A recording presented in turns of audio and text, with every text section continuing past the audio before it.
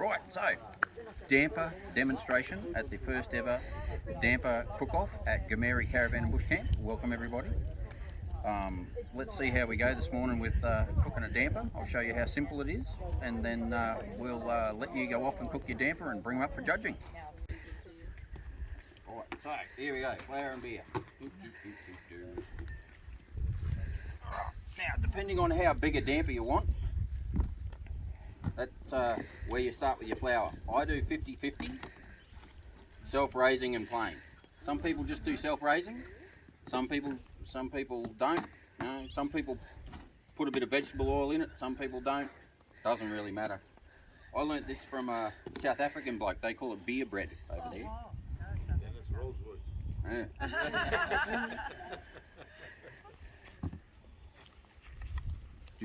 For this one, I'm going to do 1.5 cups of self-raising and 1.5 cups of plain. This is a 1/2 cup measure. Doesn't have to be precise. There we go. Oh, come on. There we go. Bit of self-raising, bit of plain. Normally, I have a question. Absolutely, let her rip. Can you do that with gluten-free flour? I've never tried, but I understand you can. Yeah. I'm not. Add anything extra? I'm honestly not sure.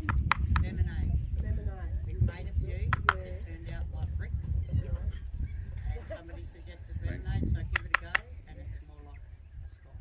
There we go. Thank you. Probably 2. But I haven't tried.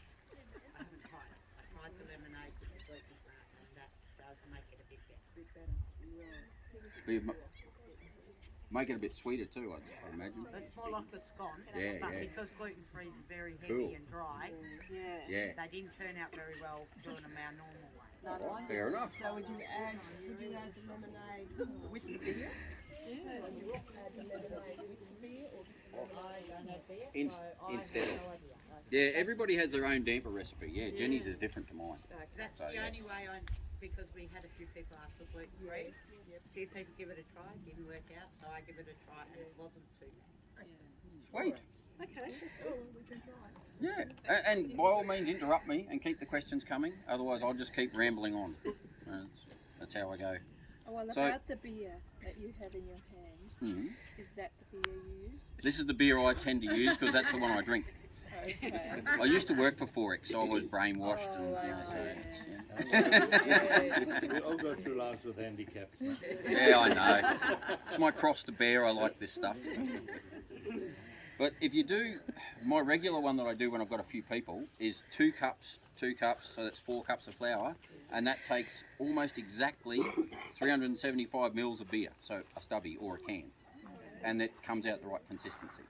Right, so if it's 4 cups of flour, 375 mils of fluid, and that usually comes out about right. And can you use anything other than Forex beer? You can. Whatever your husband's drinking. So I've found that anything that's brewed works better. Now everybody has their own opinion, right? Everybody has their own opinion. But if you don't want to use beer, Bundaberg ginger beer, Bundaberg soft drinks, because they're brewed. Yep, because they're brewed. I think it activates the flour nicer and just makes a nicer damper. But that's just me. Now I tend to try and mix these a little bit softly. I don't go too hard at it, like scones, I suppose. If you go too hard at it, then it comes out, a little bit too dense. Add a bit of a mix, fold it all in. Oh, we're going to need some more water in there. Good stuff.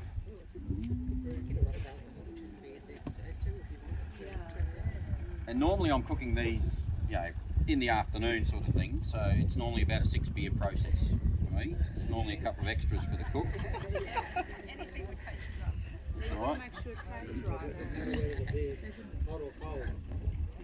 A lot of people recommend using room temperature beer, but I've used beer straight out of the fridge and it's worked fine. So, yeah. But one thing I suppose, getting off the damper subject, having worked at Castlemaine Perkins, one of the things you should never do is if once your beer's cold, don't let it warm up again. Like if beer is designed to be stored at one temperature. So once your beer's cold, then keep it cold. Otherwise it spoils the flavour of the beer.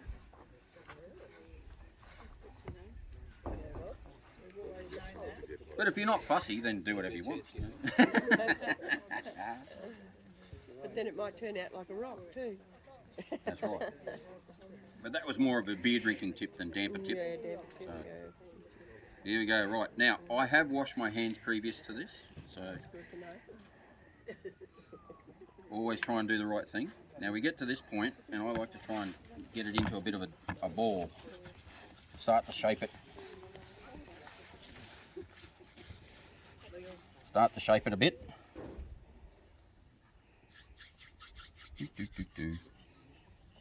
The other thing which we do at this point, some flavour.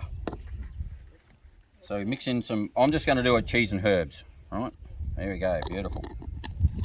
Some herbs, half a cup of cheese. Woo! Sorted. Get that all mixed in. Oh, look at that, beautiful. Now you can add whatever sort of flavour you want. We do pumpkin dampers, we do ham and cheese, we do all sorts of things, whatever flavour you want. The pumpkin damper we do is generally with a can of pumpkin soup. Yeah, and you use the pumpkin soup as the fluid, and if it's not the right consistency, then you put in a little bit of brewed soft drink, beer, whatever, at the end. But yeah, you can do that sort of stuff. Rum and raisin, we do that too. Soak the raisins in the rum.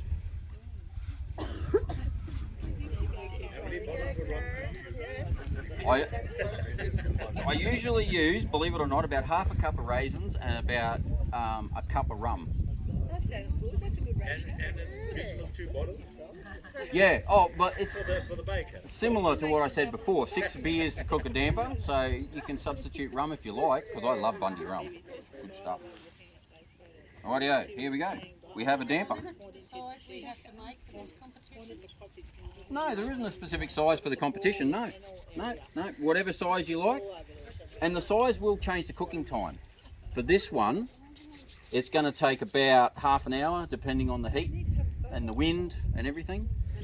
Depends on your oven as well. Yes, that's right. Depends on how close to the sides it ends up being and all sorts of things. Would you like to show everybody, Wayne? Yeah, here we go. One damper ball. Nice and simple. Could you use a liqueur rum in it? Sure. You can use whatever flavours you like. The only thing that I've tried once or twice is chocolate. And chocolate seems to have an effect on the self-raising flour, and it doesn't rise as much. Yeah. But Ricky Lee solved that problem. Apparently if you grate the chocolate so it's really fine and really mixes in, it doesn't affect the self-raising flour as bad. So, well, here we go. There's the damper. It doesn't have to, it can have cracks in it.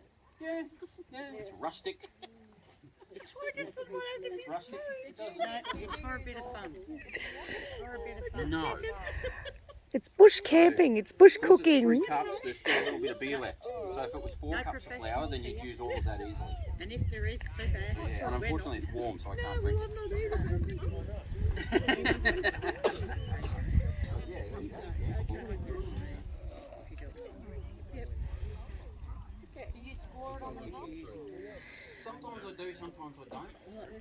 It makes it easier to cut later on because it gets a really good crust on it. So you really have to break the crust The Zoot ones, to yeah. cut it unless you score it. I used to score my dampers all the time, but then I just got lazy. So, I'm a very lazy person. So we missed the start, so that's 3. 3, yeah, so 1.5 of self-raising and 1.5 of plain. So basically 50-50, alright? If I'm making a bigger damper, it'll be 2 and 2. So yeah, whatever you want. Or if I make a little one, then it's just, 1 and 1. But that's how I do it. There's lots and lots of different recipes, lots and lots of different ways to do it. So, baking paper is your friend too. Baking paper is your friend. This stuff will help you get your damper in and out of a very hot oven a bit easier, and it'll also help you tell if you've got the temperature right. So you can drop it into the oven just by holding the corners, sort of thing. And a lot of people will test the temperature of their camp oven by just putting a piece of baking paper in there, and if it goes a tan, sort of a brown colour, it's around about a moderate oven temperature. All right. If it goes black, it's a bit too hot.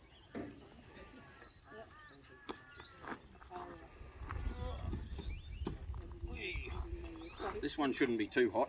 There we go. There's our camp oven. It's not too bad at the moment. I can still grab it without screaming like a girl. Do you warm it up before you put the damper in? Not generally. Once again, mostly because I'm lazy and unorganised. You can definitely preheat it if you want. That's no problem. I use a trivet too. Yes. Because you really have to monitor the heat on the bottom. So this, if you use one of these, it's a lot more forgiving, right? You can get the temperature a little bit wrong and not burn the bum out of your damper. You don't have to use it. It just means you have to be a little bit more careful about how much heat's on the bottom. There we go. In we go. Woo! She's in. Tuck the paper in. This paper will be what helps us later on. Tell if the temperature's right. So, a damper that size, I usually take about half an hour to cook. So, we'll get a bed of coals.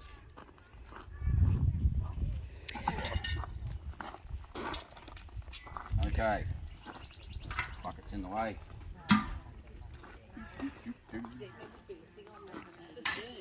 Here we go, right. Here's some coals that some people did earlier for me. Grab some coals here. Doesn't have to be a huge amount of coals. Just a relatively small amount of coals. Have you put the right one on? She puts there. Yeah. Yes, I have. That would have been funny. Hilarious. And definitely, so that's the other thing too. So with camp oven cooking in general, if it's something you would normally bake in an oven, then you need heat on top. If it's something that you'd normally cook on the top of an oven, or on a cooktop, like a stew or something, or a curry, you don't need heat on top. You only need heat on bottom. So, if general rule of thumb, if it's going to be something you'd normally cook in an oven, put a heat on top.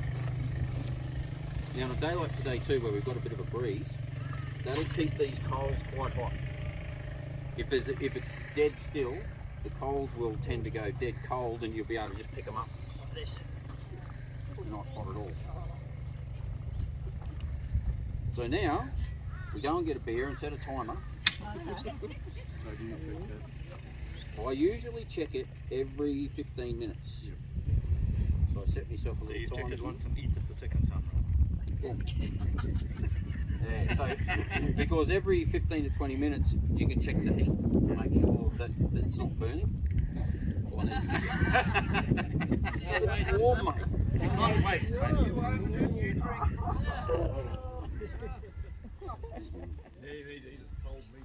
That's good.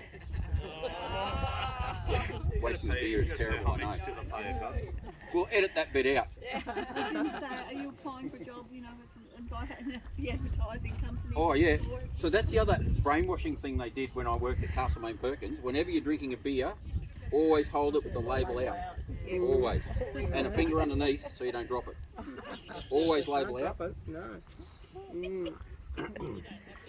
But yeah, I think Jenny was going to show you her method for cooking a damper. This one will be a little while, but once it's cooked, I'm happy to share bits around.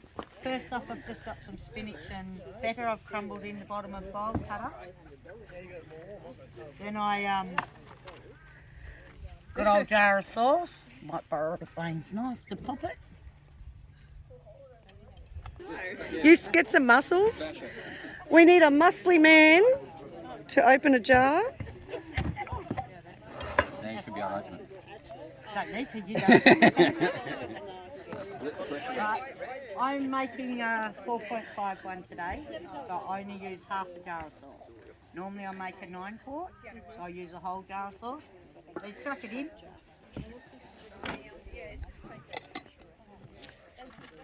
Get your spoon, just give it a bit of a mix around. And then just chuck in some flour and keep mixing it till it comes away from the bowl. It might be really moist. Then I get my baking paper, put it out, put some flour on it, empty it out on it, chuck some flour on it, shape it up, chuck it in the pot, put it on there. That's it. If you don't have baking paper, can you use tinfoil? I've never tried it, but you probably could. Yep, you can. Yeah. Yeah. So Jenny, what was in the ingredients again? Spinach, feta, and a jar of whatever sauce. This is the cheapest this week, so I grabbed it. So that's what's in the bowl. So then you just tip your flour in. As I said, no measuring here. And you mix it Oh, okay. till it comes away from the bowl and you get a good consistency that you're happy with. Don't be heavy-handed. Self-raising flour. Yes, then you just keep mixing the flour until it's the consistency you want, I suppose. Use a bit at a time. And this one, I'm not used to making small ones, so Okay. But you know what the consistency is that you're looking for. yeah. So have you made any with plain flour involved, Jenny? I do, but I don't like them dense Okay. or dry. I like mine a little bit softer, a bit like bread. Okay. So I usually get it just like that. And get me a bit of baking paper. Hope I've got it big enough because I'm not used to doing a small one. As I said, there's no fancy anything to mine. It's just chuck it together and hope for the best. That's for sure. When you make so many of them, you ain't got time for mucking around. No. Never ever measure.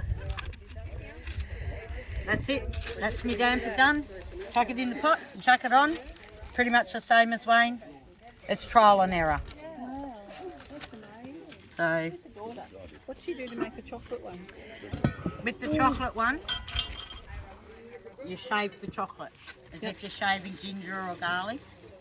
Yep. And you put minimum in as you can. Oh. But I'll she eat it, that wouldn't uses matter. more of a scone mixture to make hers with butter and flour and milk. And I cross my paper, I have 2 bits, so that it's easy to grab and take out of the hot pot. Thanks, Jenny. And that's We'll do some scones.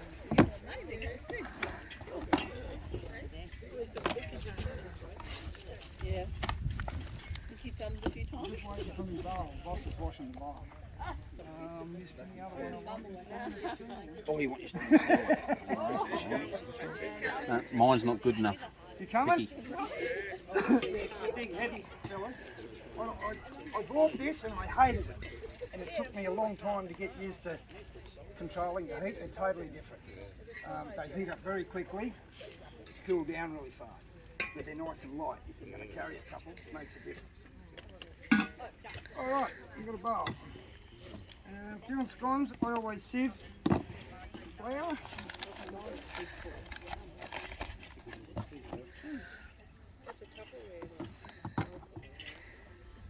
Just, I don't know, just lay those tools. So what would you say that is? 2.5. It makes around about 10 to 12, depending on what size you want. So around about 2.5.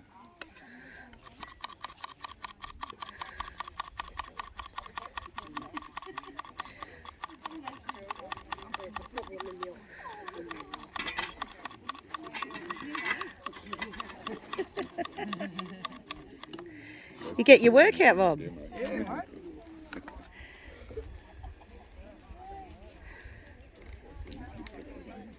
That looks about half to me.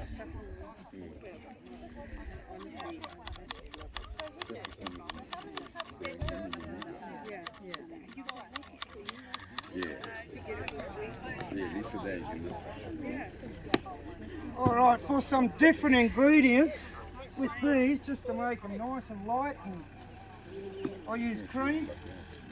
Cream. Yep, just your normal light thickened cream. So we've got 2.5, and we go one of those.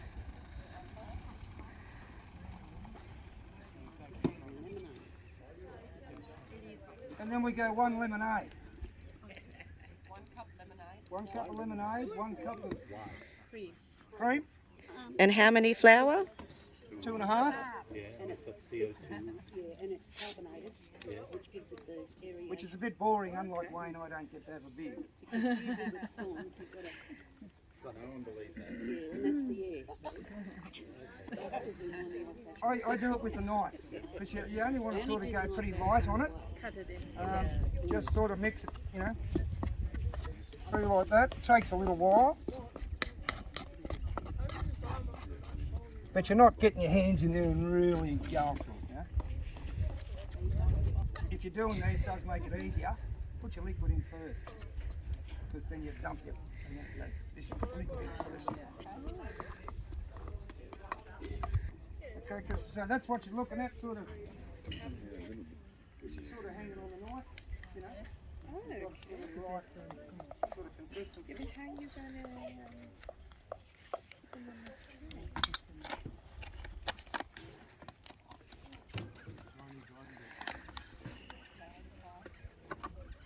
My trusty broken spoon. I'll find about that. One good one, because they will come up, you know, they'll rise up when you dump him on there.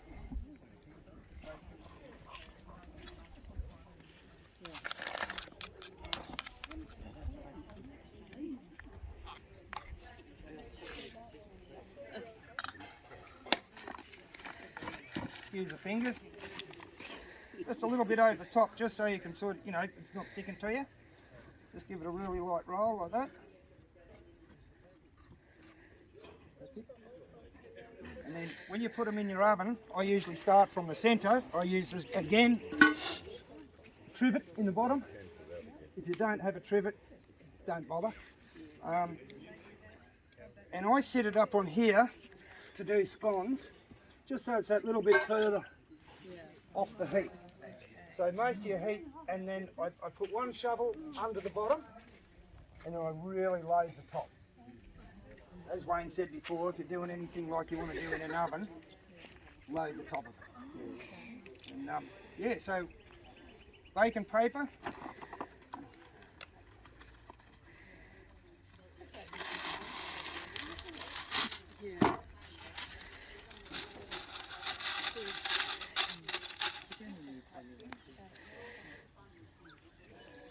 They don't have to be perfectly round and all that. One in the centre, and then just work your way out and leave them touching. When you're finished, it'll basically just come out like a big bread roll.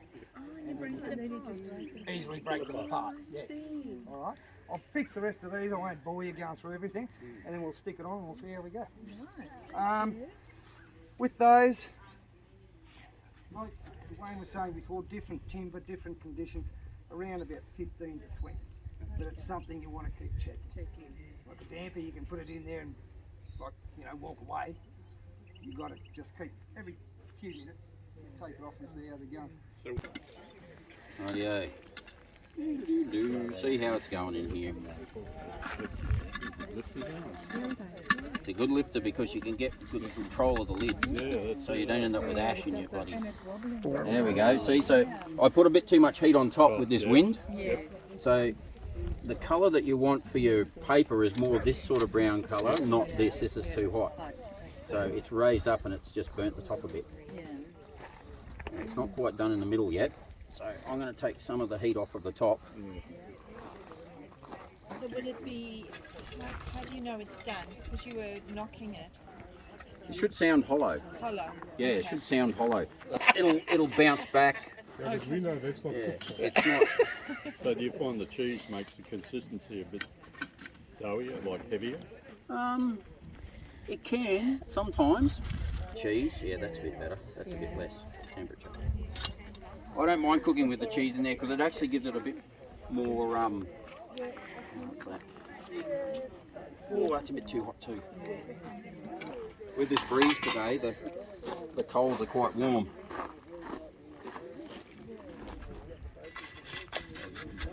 A bit too much.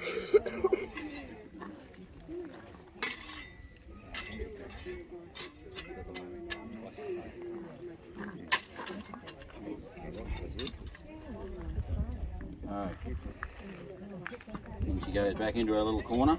I'll leave that, based on what I just saw, I reckon I'll leave that another 5 minutes. So I'll put my timer on for 5 minutes. Damper!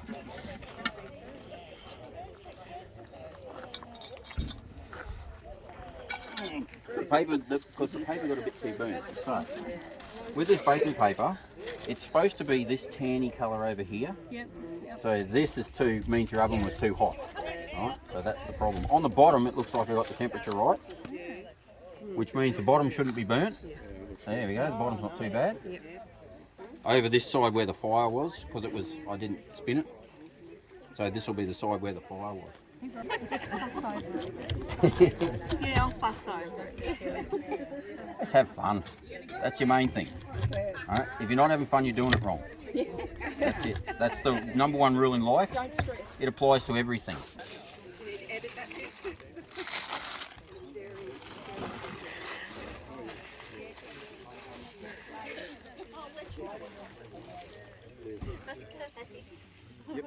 It's done. I'm struggling with this one. Beautiful. Yeah, it's so bright. That colour's gorgeous, isn't it?